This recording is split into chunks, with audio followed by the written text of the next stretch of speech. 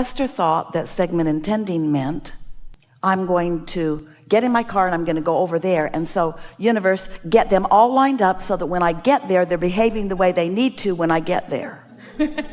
Segment intending. Now she understands that what segment intending is accomplishing her own point of attraction, so that when she takes herself and her own point of attraction into the next segment, whether it's a room full of people or a highway full of automobiles or an airport full of fellow travelers, that what she will experience will be a vibrational match to what she's already calibrated to. Does that make sense? So you're not controlling the behavior of others, you're just identifying your own point of attraction, and the law of attraction will only bring you cooperative components. Most people are a mixed bag as you're walking through the airport, and so you get some of everything. You're a mixed bag when you're in traffic. You like your car and you hate the traffic, and so you get some of everything that you're calibrated to. That's what we call creation by default, or sloppy thinking. And so, okay, I get it, but do you see it happening? I get the steps, I get the process. I am a little hard-headed, but do you see it?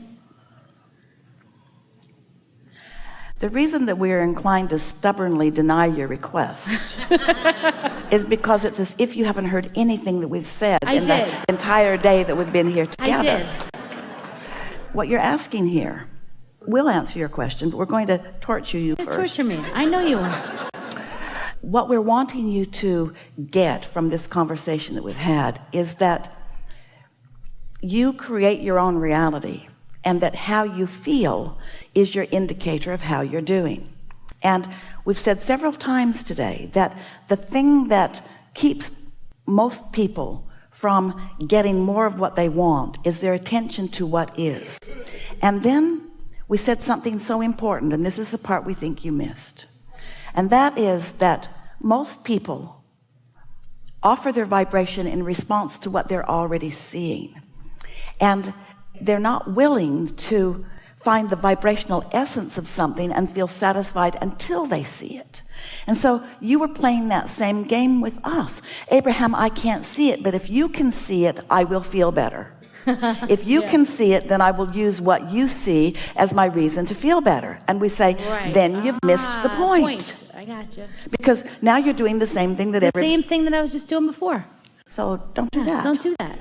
We want you to find the feeling place. We want you to feel it before you see it. And so what we do, if you watch us, and this is a room full of teachers who are watching a teacher, what we always do, we start with what you already know.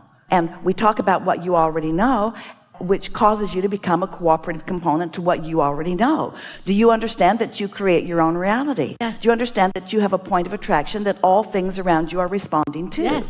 Do you understand that there are two ways to know how you're doing? One is how you're feeling right now, and the other is what's manifesting.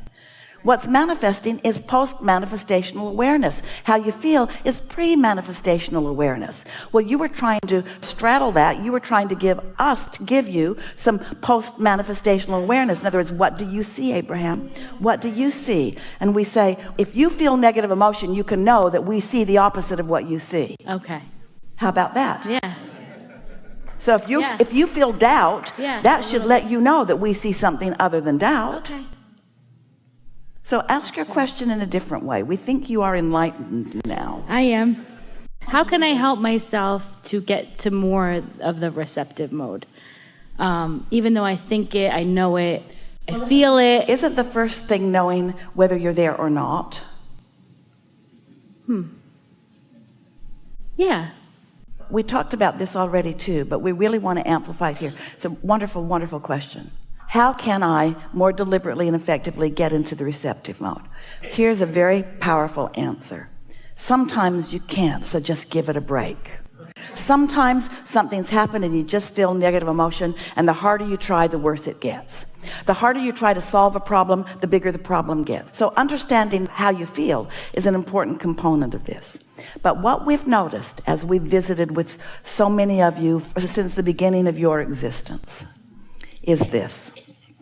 It always gets better if you'll just give it a minute.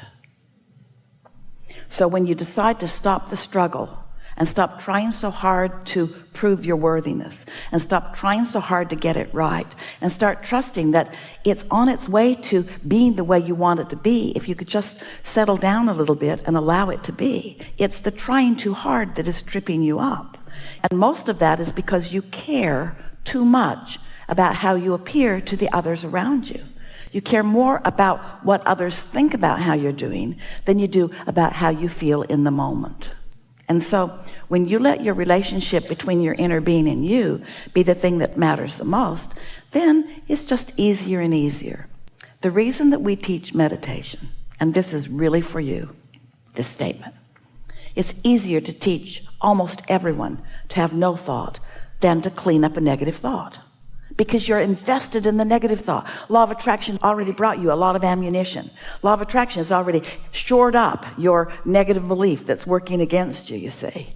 And so if you can just quiet your mind, your vibration will rise, and then you can come at it again. So if you feel like you're in a struggle, take a nap. If you feel like you're in a struggle, take a walk. Do something to break the cycle of attraction if you can. And meditation is the most powerful tool that we know of for that. You're doing extremely well. You're consciously aware of how things are unfolding. We know that you're in a vibrational place where you're consciously aware of how you feel and witnessing what's coming. But you are like so many others. You are doing more of your taking score when you're not where you want to be than when you are where you want to be. And so we just want to make this strong statement to you. In every waking moment, you are either under the influence of your inner being, which means you feel great, some version of great. You feel frisky or lighthearted or silly or clear-minded or interested in something. It feels really good to be tuned into your inner being. And there are lots of emotions that indicate it, but they all feel really good. When you're under the influence of your inner being, that's how you always feel.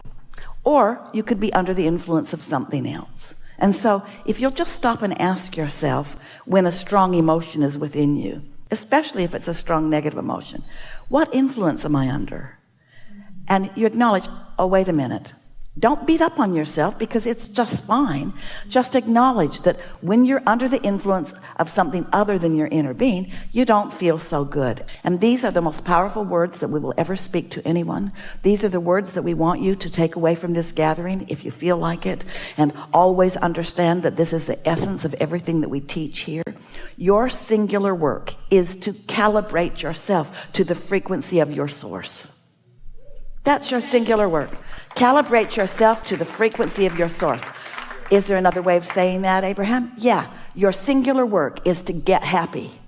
Your singular work is to feel good. Because all the other stuff, you've done it without even needing to know that you were doing it. You were born into contrast. Contrast gave you data and information. You filled your vortex full of all kinds of things that you want. Step 1 and step 2 have already happened. Your singular work is to calibrate yourself to the frequency of your source, which means your singular work is to feel as good as you can feel whenever you're focused upon it. But the question that you're asking is, but when I don't feel good, how do I go about that calibration? And we say, that's really what you've got to figure out how to do. Because when you know you're out of sorts and you're determined that you're going to get lined up, usually you make it worse because you're trying too hard. And why? Because you're aware that you're not where you want to be and trying to push where you don't want to be away from you. Can you feel it? Yeah. Just take it easier. Be nicer to yourself. Do more things that are fun. Get out ahead of it. Meditate every morning. Segment in 10 before you walk into a segment. Acknowledge the positive aspects of your life.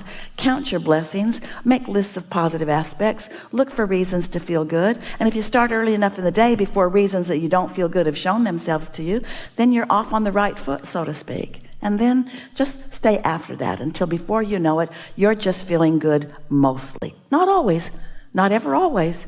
You're human, here to sift and sort and launch new rockets of desire. Just stop beating up on yourself when you're in step 1. Let it be a step 5 moment. Oh, contrast. One day, Esther was dusting an etagere with all the beautiful things that she and Jerry had collected from all around the world, and the shelf came off. She didn't even understand how the thing was constructed, and the top shelf banged into the second and the third, and everything on the shelf was broken. Jerry's in another room, and he can hear it, and he says, stand still, because he knows Esther has no shoes on. So she stands, and there are shards of glass all over, some of them sticking in the floor, broken everything from the shelf. And Jerry said, oh, good, something to buy. That's all gone. Now what? Now we need stuff to fill that shelf back up. And boy, isn't that a fun thing to do, you see.